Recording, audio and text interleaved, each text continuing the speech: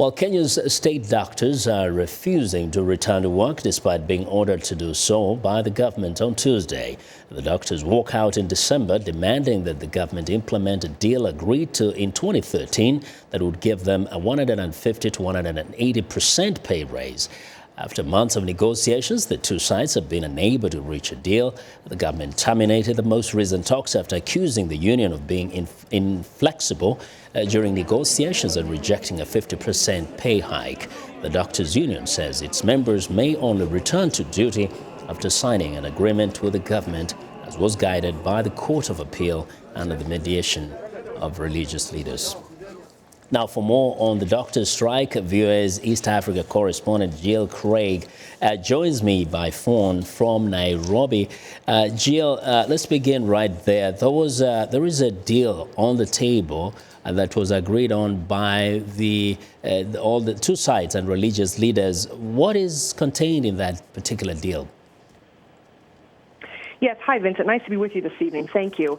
So as you mentioned, the religious leaders were acting as mediators in this particular version of the doctor's strike. And so they had presented their report to the court on Tuesday morning.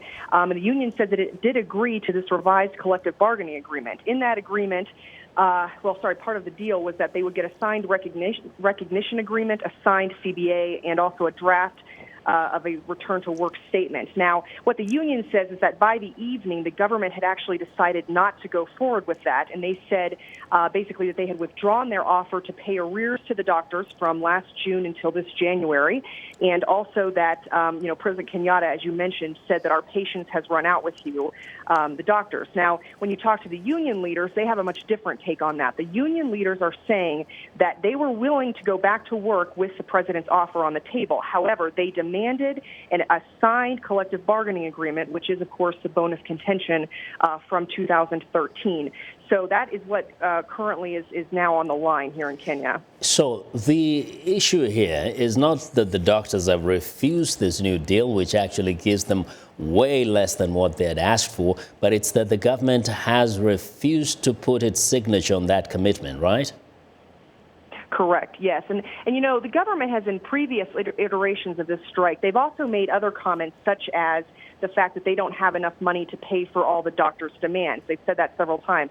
They've also, if you understand the climate of Kenya right now, we also have our university lecturers on strike, and people have staged protests in the past however many months there was a health ministry scandal in the neighborhood of about $50 million US. So people, I would say, on all sides of this debate are frustrated, and the doctors will be going back to court on Monday with the government to see if anything could happen next week.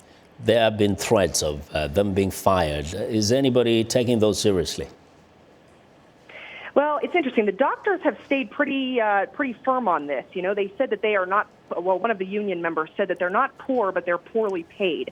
And so they've actually started their own little fund to help other doctors who might be in need. It's an interest-free type of loan program where if a doctor needs a bit of a loan, they can have it and then reimburse the fund and his or her fellow doctors later. So essentially the doctors have said they're not afraid of being fired. They have skills and knowledge and that the government can't take that away from them, and that they're willing to walk if necessary. And, a few weeks ago, we even saw the doctors go to jail. And again, they said they were very, strong in that particular move. And they said, we're happy to go to jail and we'll do it again. So I think that's a little bit of an interesting dynamic to understand when you look at what's happening in Kenya right now. Well, Jill, thank you very much. That's VOA's. Thanks, Vincent. Yes, thank you. That's VOA's East Africa correspondent, Jill Craig.